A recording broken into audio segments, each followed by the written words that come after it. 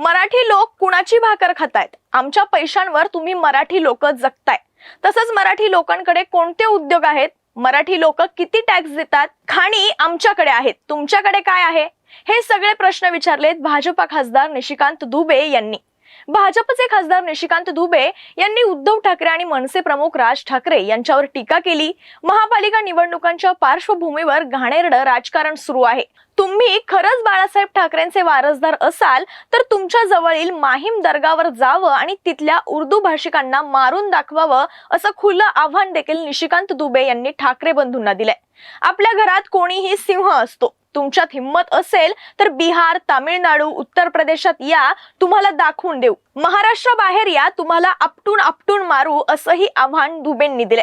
पण हे निशिकांत दुबे नेमके आहेत कोण? तर निशिकांत दुबे यांनी 2009 मध्ये गोड्डा मतदारसंघातून पहिल्यांदा लोकसभा निवडणूक जिंकली। 2014, 2019 आणि 2024 मध्येही ते याच मतदारसंघातून विजयी झाले।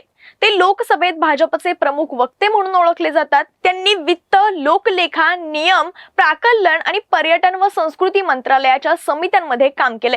2025 मध्ये त्यांना त्यांच्या संसदीय कामगिरीसाठी संसद रत्न पुरस्कारही मिळाला। पण निशिकांत दुबे यांच्यावर यापूर्वीही बेताल वक्तव्यांप्रकरणी अनेक आरोप करण्यात आलेत। निशिकांत दुबे यांनी मराठी माणसांना उद्देशून विचारलेल्या या प्रश्नांबद्दल आणि त्यांनी दिलेल्या आव्हानाबद्दल कमेंट बॉक्समध्ये व्यक्त व्हा आणि ही रील जास्तीत जास्त लोकांपर्यंत शेअर करा।